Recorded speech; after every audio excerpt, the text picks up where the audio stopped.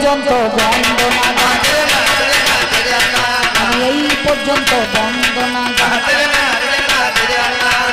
এবার সেরে যায়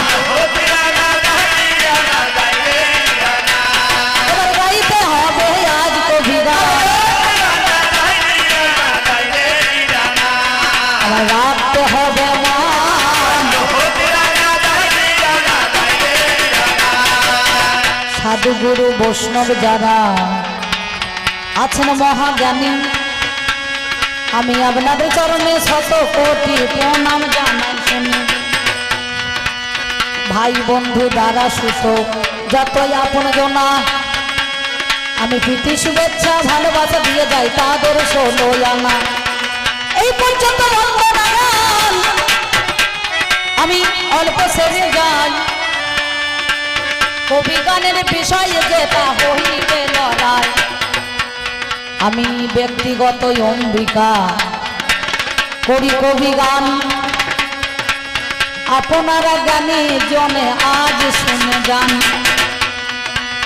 আমার যিনি পাল্লাদার দেখতে অতি চমৎকার, তার নাম সুকান্ত মণ্ডল হলো।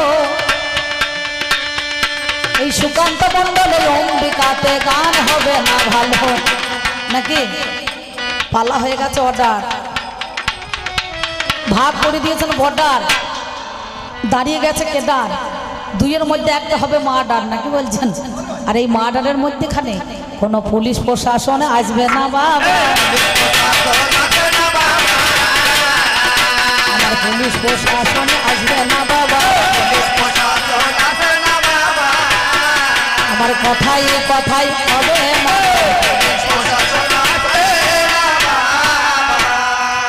আমাদের কবি গানে শুনতে পেলাম আমি কানে,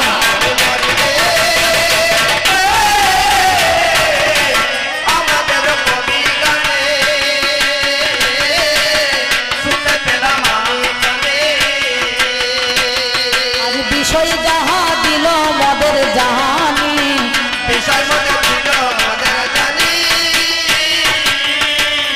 আজ পুরাণ মতো গান হবে শুনি, পুরাণ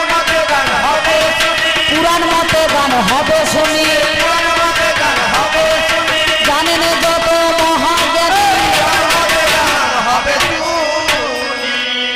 আমার এই দাদা বাবুরা, কমিটি দাদারা, ভাইয়েরা, কাকারা সবাই 6 মাস আগে বায়না করেছে, বুঝতে পারছেন তাই না?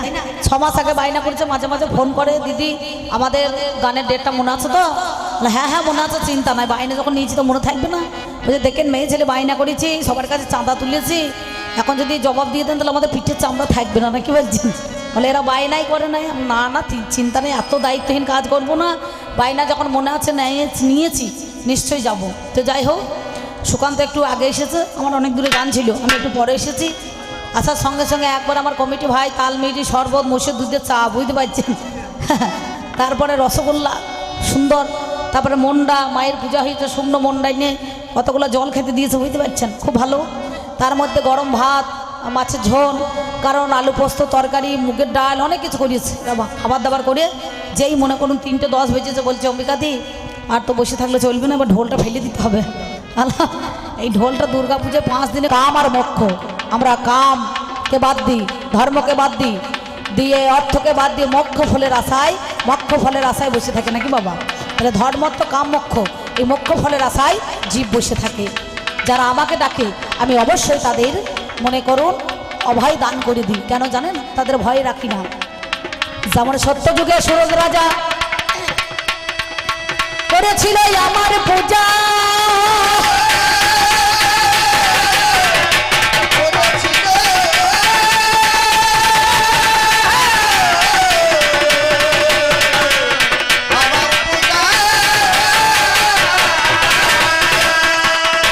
সত্যযুগে সুরজ রাজা করেছিল আমার পূজা, লক্ষ রাজা দিয়ে বলিদান, পাতালেতে মহিরা বনের ঘর থেকে আমায় এনেছিল জানি হনুমান।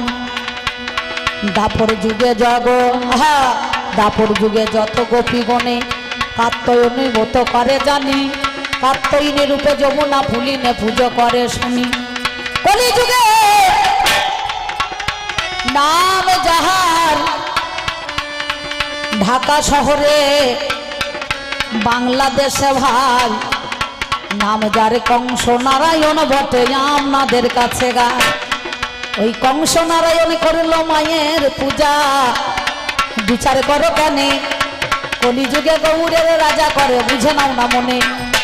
নাম যার কৃষ্ণেন্দু আগমবারিশ সেই জনা হয়, কলিযুগে নবদ্বীপে পূজা করে মহাশয়। আমার পূজা সবাই করে গো শোনো কথা কানে, তাই সবাইকে অভয় দান করি গো আমি যে যতনে। তাই তোমার যাহা ছিল বলা আমার বলা গেল, আমি কি বলিব ভাবের কথা শুনে চলো ভালো। ও গো আমার মহাদেব আমি তোমারে জানাই, তুমি এই তিন কথাই আমায় বলেছিলে আমার বলা যায়।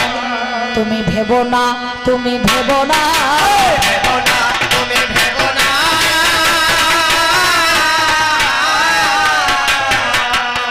তুমি ভেবো না, তুমি ভেবো না, ভেবো না, তুমি ভেবো না, তুমি আমার কথাই আজ শোনো না। ভেবো না, তুমি ভেবো না। আর কিছু জিজ্ঞাসা আছে বাবা? কি গো? তাহলে আমি নালে পারি নাই, কিন্তু তুমি তো দেবাদিদেব মহাদেব, তোমার ছেলেটাকে জীবিত তুমি করতে পারতো, কিন্তু মহাদেবও জীবিত করতে পারে নাই নাই নাই, তাই না? তাহলে সেদিন মহাদেব জীবিত করতে পারে নাই, পেরেছে কে? না আদ্যা শক্তি মহামায়ার কথাতেই পুনরায় গণেশ আবার জীবিত হয়েছিল। চিন্তা করে দেখো, আমার নাম হচ্ছে দুর্গতি নাশিনী, আমি দুর্গ নাম অসুরকে বধ করেছিলাম, তাই তো আমার নাম দুর্গা। আমার নাম হচ্ছে অসুর বিনাশিনী, একদিন অসুরকে বধ করেছিলাম। আমার নাম হচ্ছে দশপ্রহরণ ধারিণী, আমি 10টা দিকে 10টা দিক সেদিন আমি ধারণ করেছিলাম। আমার নাম মহিষাসুর মর্দিনী, আমি মহিষাসুরকে বধ করেছিলাম, না কি বলছেন? তাই না? তাহলে আমার একটা নাম নাই, অনেকগুলো নাম আছে। এই নামের ব্যাখ্যা আমি পরে আপনাদের কাছে দেব, কারণ প্রথম পাল্লায় এসে প্রথমে ঝগড়া লাগিয়ে দিয়েছে, না কি বলছেন? গায়ে গায়ে গা লাগিয়ে একটু ঝগড়া করতে হয়, গালাগালি দলাদলি, অবশেষে ঠেলাঠেলি হবে, তখন ছাড়াবার কোনো লোক থাকবে না, আমার ছাড়াবার কোনো লোক থাকবে না। আমি বলি কথা আজ শোনো না,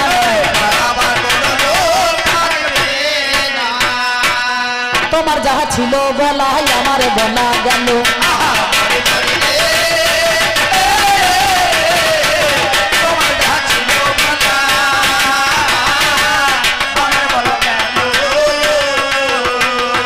তোমার কাছে কিছু কথা জানবো আমি ভালো, মহাদেব সে বলবে বলো, মহাদেব সে বলবে বলো, জানেন যত সুদি বলো। মহাদেব আর কোনো কিছু বাদ পড়ে গেছে নাকি? এ একদিন বলছে, নারদ বলছে মামা একটুখানি বিয়ে করো কেন? তা বলছে বিয়ে কি একটুখানি করা যায় রে? বিয়ে করতে গেলে পরে গোটাগুটি করতে হবে, না কি বলছেন? তা বলছে মামা বিয়ে তো করবে, তাহলে বরযাত্রী কে যাবে? বলছে কেন ভূত প্রেত যাবে। বলে ভালো তো। বলছে তাহলে নিট বরকে যাবে? বলে কেন আমরা, তোরা যাবি। নন্দী আর ভিরিঙ্গি নারদকে বলছে তুই যাবি। তা বলছে তুমি গাড়ি কোথা পাবে? বলে কেন ই আম্মা গাড়ির মতন ওই আমার বুড়ো ষাঁড়টা আছে, ওই ষাঁড়ের পিঠে চলে চলে যাবো, না কি বলছেন? বলছে সোনো পাউডার কোথা পাবে? বলে শ্মশানে ছাই ভরসা আছে মেখে নেবে।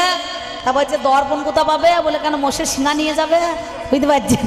দেখবেন আপনাদের এই এলাকাতে বহুরূপী যখন বহুরূপী দেখাইতে যায়, হ্যাঁ মাঝে মাঝে যায় আমাদের এলাকাতে, তার সঙ্গে সঙ্গে থেকে মোষের শিঙাগুলোকে বাজাতে বাজাতে চলে যায়, বুঝতে পারছেন? তা বলে বেশ ঠিক আছে, দর্পণ হাতে নিতে হবে, মোষের শিঙা নেবে। তা বলে বেশ ঠিক আছে। তা নারদ এখন ধরুন 2 ঢাকের মাতল, সকালবেলায় যার বাড়িতে বলবেন নারদ নারদ, তার দেখবেন সংসারে অশান্তি লাগবেই লাগবেই, বুঝতে পেরেছেন? তার সাথে সাথে কি হয়েছে জানেন বাবা? সত্যি কথা বলছি শুনুন। সঙ্গে সঙ্গে ওই নারদ গিয়ে আমার মা মানে মেনকাকে বলেছে, দিদিমা জামাই বরণ করতে গেলে তুমি তো জানো না, তাই তোমাকে একটা জিনিস শিখিয়ে দিই। আমার মা আগেকার মানুষ ধরুন, বলে কি বাবারে কি নাতি ভাই কি জিনিস? তা বলছে শোনো, জামাই বরণ করতে গেলে পান সুপারি দুর্বা ধান কলা সব দিতে হয়, কিন্তু জিনিস দিতে হবে। বলে কি দিতে হবে? বললো ওই বরণ ডালাতে একটুখানি ঈশ্বর মূল দিয়ে দেবে, মানে ঈশ্বর মূলের সে কাঠ দিয়ে দিও, বুঝতে পারছেন? কেননা মহাদেবের কোমরে ওই বাঘছালের ওপরে উদয় নাগ বাঁধা থাকে, বুঝতে পারছেন? আর গলাতে বাসকি নাগ বাঁধা আছে। তাই চালাকি করে আমার মাকে বলি, তো আমার মা সরল মনের মানুষ, অত তো জ্ঞান বুদ্ধি নাই। ও বলছে তাহলে হয়তো দিতে হয় নিশ্চয়, ঈশ্বর মূল দিয়ে দিয়েছে। আর আমার এই মহাদেব, বুঝতে পারছেন, এই যে আমার এই তোর বাবা সঙ্গে সঙ্গে একবার আমাদের বাড়ি যে গিয়েছে, একবারে ষাঁড়ের পিঠে চেপে একবারে যে নেমেছে, এবার সবাই এসেছে জামাই বরণ করবে বলে। আমার মা মেনকা জল মিষ্টি নিয়ে গিয়েছে, সঙ্গে সঙ্গে একবার বরণ ডালটা কপালে ঠেকিয়েছে, আর যে কোমর থেকে নিচে ঠেকাইতে গিয়েছে। আর কখন বাবা এই উদয় নাগটা সস্বর করিয়ে মানে খুলিয়ে পালিয়েছে, আর বাঘ ছালটা সরাম করে পড়ে গিয়েছে। সেদিন জামাই শাশুড়িকে দেখিয়েছে মেডিকেল টেস্ট করার মতো, পরীক্ষায় পাস আছে কি না, বুঝতে পারছেন? সঙ্গে সঙ্গে বাঘ ছাল যেই পড়েছে, আর মেয়েগুলো উলু উলু করতে করতে বলছে, ও মেনকা মেনকা মাথায় দিল ঘোমটা। মেনকা মাথায় দিল ঘোমটা। মেনকা মাথায় দিল ঘোমটা। মেনকা মাথায় দিল ঘোমটা। ও তুই বেচে কুচে করলি জামাই, বেচে কুচে করলি জামাই, চিরকালের ল্যাংটালো ল্যাংটালো ল্যাংটা। মেনকা মাথায় দিল ঘোমটা। মেনকা মাথায় দিল ঘোমটা। মেনকা মাথায় দিল ঘোমটা। সেই দিন মায়েরা সব ঘোমটা টেনেছিল, আর এখনকার বাউল এবার রিসার্চ করে বলছে ঘন্টালো ঘন্টালো ঘন্টা। মেনকা মাথায় দিল ঘোমটা। থামুন থামুন সাধনদা, এখনকার দিনে আর ঘন্টা বলছে, এখনকার বাউলের ছেলেগোনা দেখবেন সব এবারে গান রিপিট করছে আলাদা করে। তাহলে চিন্তা করে দেখুন, সেদিন জামাই পাকা না কাঁচা এর লজ্জা সরম আছে, শাশুড়িকে মেডিকেল পরীক্ষার মতো টেস্ট করিয়ে দেখিয়েছে, বুঝতে পারছেন? তাহলে এর বুদ্ধি শুদ্ধি আছে যে ভালো করে আটি ছুটি করে বাঁধি।